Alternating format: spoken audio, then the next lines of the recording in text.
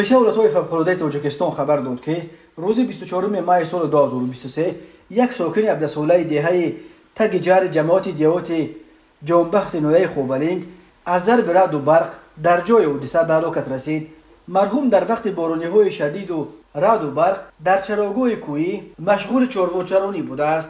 بنا به گزارش دیگر کمیته ولایت‌های فوق‌العاده روز 24 مای سال 2023 تخمینا ساعت 17:00 دقیقه در قلمرو دهه چلچشمه نویه فیض‌آباد زمین لغزید. 31 سرچارهای کلان هلاک گردید. در جای حادثه کمیته ولایت‌های فوق‌العاده فعالیت دارد و حجم ضرر رسیده را معاین می‌کند. گفته می‌شود بر اثر بارانی‌های پرشدت در قلمرو کشور آمدن سیل‌ها و یخ به قید گرفته شد. تلفات جانی نیست. چنانچه 20 مای سال 2023 ساعت 14:50 دقیقه به وقت محلی در نتیجه باران پرشدت و ریزش ژوله در حدود دهه‌های چشمسار، تلا سالیوف و اوجر جماعت دیوت حسن حسین فنویه یووان سیل آمد. در نتیجه قطعه‌های نزد اولگی ساکنان و زراعت کشاورزی زیر آب ماند. همچنین در حدود شهرک یووان در کوچه اودینایف، کرو میرزایف و تقای مراد خوشوقتوف سیل به قطعه‌های نزد اولگی ساکنان ضرر رساند.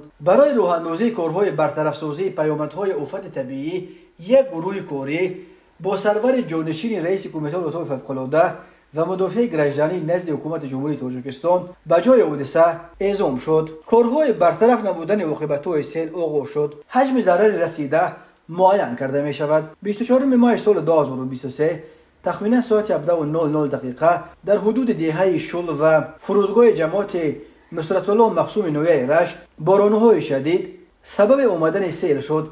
در نتیجه 5 کیلومتر راه ماشینگرد اهمیت جمهوریوی سر پول نواباد بسته شد. لوی و سنگ به 250 متر راه ضرر رسانده قطعه‌های زمین ساکنان و زراعت کشاورزی را زیر آب کرد. کمیته ولایت‌های فوق‌العاده گفت آب و هوای نامساعد در تاجیکستان کمش تا 27 مای دوام می‌کند.